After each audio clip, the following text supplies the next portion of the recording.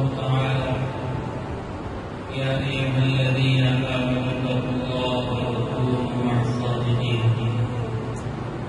وقال النبي صلى الله تعالى عليه وسلم: المرء مع من أحب، أو كما قال عليه الصلاة والسلام. صدق الله مولانا العظيم وصدق رسوله النبي الكريم ونعمنا ذلك من الشاهدين والشاكرين. الحمد لله رب العالمين. سبحانك لا علم لنا إلا ما علمتنا إنك أنت العليم الحكيم. رب اشرح لي صدري ويسر لي أمري واحلل عقدة من لساني يفقهوا قولي. رب زدني علما رب زدني علما رب زدني علما. اللهم صل على سيدنا ومولانا محمد وعلى آل سيدنا ومولانا محمد وبارك وسلم.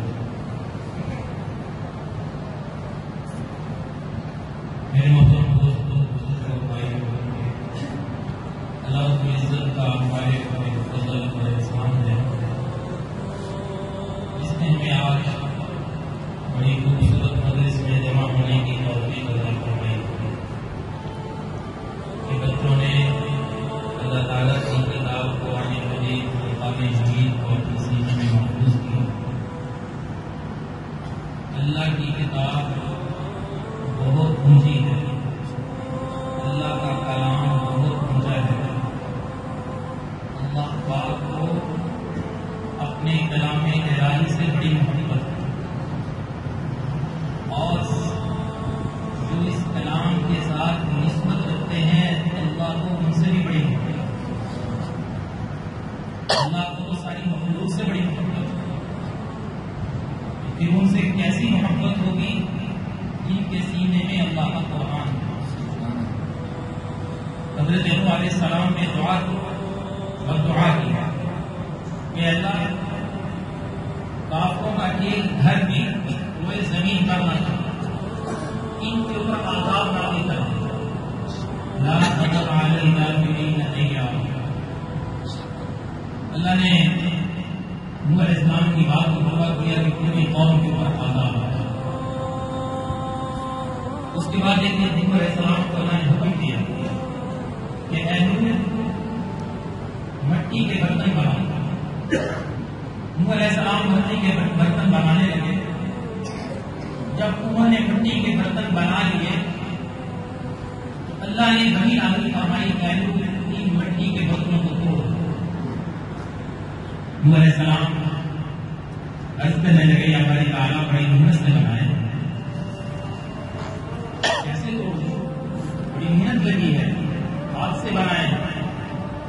اللہ تعالیٰ نے وہی نازل فرمائی فرمایا مٹی کے برتن ان کی بظاہر کوئی حیثیت نہیں، اور بنائے بھی میرے حکم سے، اور توڑنے کا حکم بھی میرا ہے، اور صرف مٹی کے برتن بنانے کی محنت کی وجہ سے تیری محبت ان کے اندر شامل ہو. انہوں نے تو یوں کہہ دیا تھا کہ اللہ ان سب کو ہلاک اور برباد کر دے، ایک گھر بھی ہوئے زمین پہ نہ ہوئے. تو اللہ بتانا یہ چاہتے تھے کہ مجھے اپنی محبوب سے محبت ہے. اللہ ہم سے محبت کرتے ہیں، تو جس کے سینے میں اللہ کا قرآن ہے، جس کی نسبت اللہ کے کلام کے ساتھ ہے، میرے بھائیوں، کیا وہ معمولی انسان ہے؟ کیا معمولی شخصیت ہے جس کے سینے میں اللہ نے اپنا قرآن کو جمع کر دیا؟ ہمارے حضرت فرمایا کرتے ہیں کہ اللہ کی طلباء سے محبت کرتے ہیں، اللہ کے ہاں ان کا بڑا مقام ہے، اور ان سے محبت کرنے والے بھی اللہ کے محبوب بن کرتے ہیں. فرمایا کرتے تھے کہ ہندوستان کے اندر ایک دیہات کا ایک نمبردار تھا، وہ روزانہ طلباء کی خدمت کیا کرتا تھا. ان کے لیے کھانا بناتا، روٹیاں پکاتا، اور اپنے سر کے اوپر اٹھا کر مدرسے کے طلباء کو دینے آ جاتا. تو مدرسے کے طلباء کھانا کھاتے، خوش ہوتے، وہ بھی پاس بیٹھتا. ایک دن وہ لیٹ ہو گیا تو مدرسے کے طالب علم آپ کو پتا ہے شرارتی سے ہوتے ہیں، بعض مرتبہ وہ بات ایسی کہہ دیتے ہیں، تو کہنے لگے آج تو ہمارا گدھا ہے، ہمارا گدھا کتنے چلا گیا جو ہمیں روزانہ روٹی لا کے دیتا ہے. تو نمبردار صاحب نے طلبا کی بات کو سمجھی اور کہا کہ تم نے میرے لیے وقت استعمال کیا ہے، آج کے بعد آپ کا کھانا بند، آپ کے لیے کوئی کھانا وانا نہیں آئے. رات کو سوتے اور خواب میں قیامت کا منظر دیکھتے ہیں. لوگ حساب و کتاب میں پھنسے ہوئے ہیں.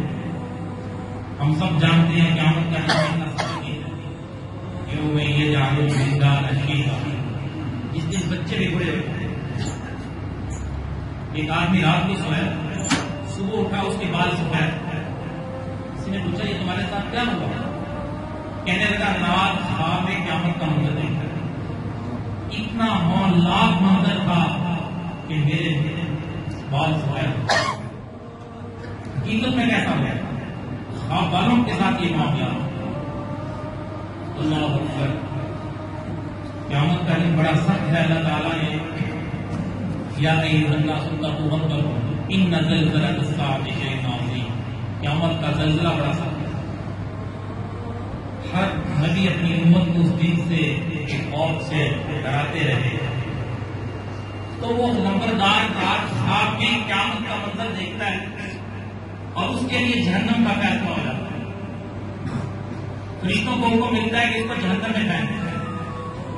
فرشتے اس کو جہنم کی طرف لے کے جاتے ہیں. سامنے وہ طلبا آ جاتے ہیں. وہ طلبا کہتے ہیں اللہ تعالیٰ اس کو معاف کر دیں، اس کو چھوڑ دیں، یہ تو ہمارا گدھا ہے. بس یہ منظر دیکھنا تھا. اس کو آنکھ کھلی، طلبا کے پاس آ گئی، آپ کو معافی مانگی اور اللہ تعالیٰ نے طلبا کی سفارش پہ اسے معاف بھی کر دی. خواب میں دیکھا اسے اور دوبارہ کھانے کا انتظام شروع کر دیا. کہتا تم جو مرضی مجھے کہتے ہو، میں آپ کی خدمت نہیں چھوڑتی. اللہ کو اپنے کلام سے محبت ہے اور جو اس کلام سے نسبت رکھنے والے ہیں اللہ ان سے بھی محبت کرتے ہیں. اللہ کو ساری مخلوق سے محبت کرتے ہیں. اللہ کی رحمت اترتی ہے، پتہ نہیں چلتا اس معمولی سے عمل سے اللہ تعالیٰ اس کی بخشش اور مغفرت کا اعلان کرتا ہے. خود نبی پاک صلی اللہ علیہ وسلم فرماتے ہیں کہ میں نے جنت میں اس شخص کو چلتے پھرتے دیکھا ہے جو رستے میں جا رہا تھا. درخت کی ٹہنی بڑی ہوئی تھی، لوگوں کے لیے رکاوٹ تھی. اس شخص نے اس کو کاٹ دیا کہ اللہ کی مخلوق کو تنگی ہوتی ہے، تو اس عمل کی بدولت اللہ نے اسے جنت میں داخل کر دیا. معمولی کا عمل اللہ کی رحمت بخشش کا بہانہ ڈھونڈتا ہے کہ میرا بندہ کون سا عمل کرے اللہ کو پسند آ جائے، اللہ اس کے اوپر اس کی محبت کرے. بزرگوں نے کتابوں میں لکھا ہے، حدیث میں آتا ہے کہ اللہ کے غضب کے اوپر اللہ کی رحمت کو غلبہ ہے. اگر اللہ کا غضب رحمت کے اوپر غالب ہوتا، کسی کافر کو، اللہ کے منکر کو پانی کا ایک بوند دنیا میں نصیب نہ. اللہ نے قرآن میں اپنی رحمت کو بیان کیا. قرآن کا آغاز کیا بسم اللہ الرحمن الرحیم کہ میرے بندوں کو بتاؤ تمہارا رب مہربان ہے. اور سورۃ فاتحہ کا آغاز کیا، پھر بتایا الرحمن الرحیم کہ میرے بندوں کو بتاؤ تمہارا رب بڑا مہربان ہے، کی رحمت والا ہے. اور پھر جب قرآن کا نصف ہوا، پھر اللہ تعالیٰ نے بندوں کو متوجہ کیا وَيَتَلَطَّفُ کہ تمہارا رب بڑا لطف و کرم کرنے والا ہے. تمہارا اللہ تم سے محبت کرتا ہے، تم پوری اللہ سے محبت کرو. لیکن انسان اللہ سے بہت دور ہو گیا. یا ایھا الانسان ما غرک بربک الکریم، اے انسان اس رب کریم سے، اس رب کریم جس کی صفت کریم ہے، جو